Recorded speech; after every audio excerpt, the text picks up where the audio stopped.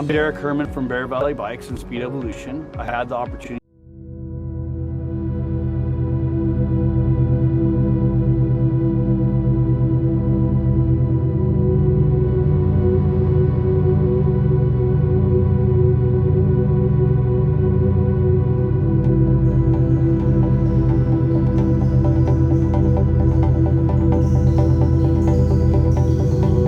the bike. I highly recommend that you go out and check one out. Hi, I'm Alyssa Ringo, and I'm a pro mountain biker here in Southern California. And the SDREAM bike is a very versatile e-bike.